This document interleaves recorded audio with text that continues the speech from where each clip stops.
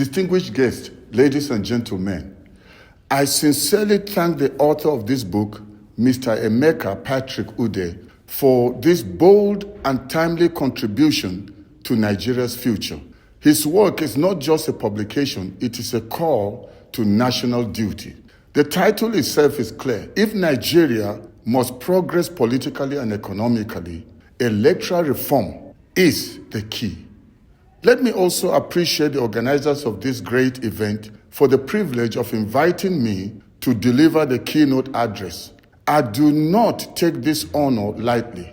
I commend you for putting together such a significant platform to discuss issues that are vital to our nation's destiny.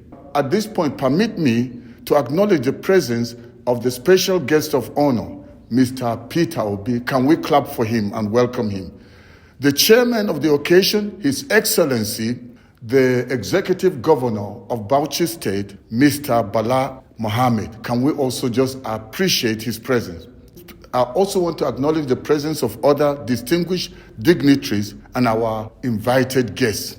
Your presence here today adds weight and honor to this gathering. Today, nations are deploying artificial intelligence to solve health, poverty, and security challenges, while Nigeria battles corruption, bad governance, and insecurity. Our problem is not lack of resources. We are richly blessed with minerals, manpower, and we are also the largest black nation on earth. Our tragedy is failed leadership. As John Maxwell says, everything rises and falls on leadership. Fixed leadership and insecurity, poverty, and corruption will be fixed.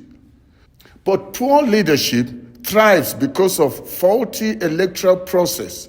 If elections are corrupt, leaders will also be corrupt. If electoral umpires are appointed by those in power, neutrality will be lost. We cannot expect the same people who destroy the system to repair it. Those who benefit from corruption will not end corruption.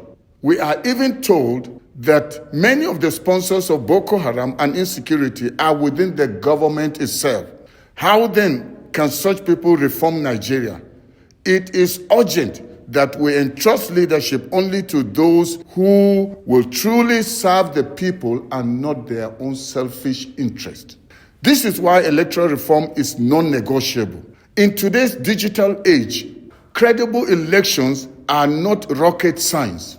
Results should be transmitted directly from polling units in real time, announced openly at the stations, and published on television, radio, and social media. It is time-wasting and counterproductive for election results to be transported from polling stations to local government, state, and national collation centers. Doing this only increases the chance of interference and manipulation. Collation centers must go now. Impunity must end. Ballot snatching, vote buying, and compromised officials must face immediate and severe punishment. Democracy is government of the people, by the people, and for the people. But in Nigeria, too often it has become government against the people. When citizens are disenfranchised, when votes are stolen, when judges overturn results based on technicalities or bribery. When this happens, the people are cheated twice, first at the ballot and then in the courts. If reforms are not made now, 2027 will be business as usual. The Senate must act with urgency, or it will confirm the suspicion that all three arms of government have colluded against the Nigerian people. The politicians must no longer weaponize poverty, deliberately keeping the masses poor only to buy their votes with crumbs. This book also challenges us to consider leadership alternatives. In my honest opinion, Mr. Peter Gregory Obi remains one of the few leaders in Nigeria's history with a proven record of integrity, transparency, and competence.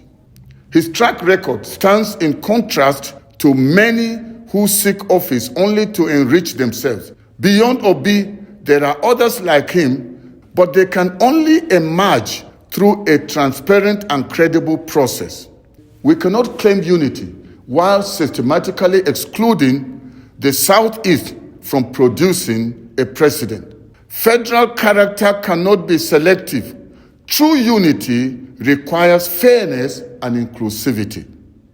Therefore, this book by Mr. Amea Patrick Uday is more than words on paper. It is a rallying cry. It reminds us that no nation becomes great by wishing. Change requires sacrifice, courage, and reform. It calls us to demand a transparent system, protect our votes, and hold leaders accountable. Distinguished guests, as we launch this book, let us not only celebrate its publication, but commit to spreading its message. I urge every one of you to give your moral and financial support so that the heartbeat of this book will be felt across Nigeria. Congratulations once again, Mr. Amea Patrick Uday, for this courageous and visionary work. May this book awaken our conscience, stir our resolve, and guide us towards the Nigeria we all long to see, the Nigeria of our dream, where our children will be proud to call their own home. May God bless you. May God bless this book, and may God bless the Federal Republic of Nigeria. This is your brother, Dr. Haruna Goro. Thank you.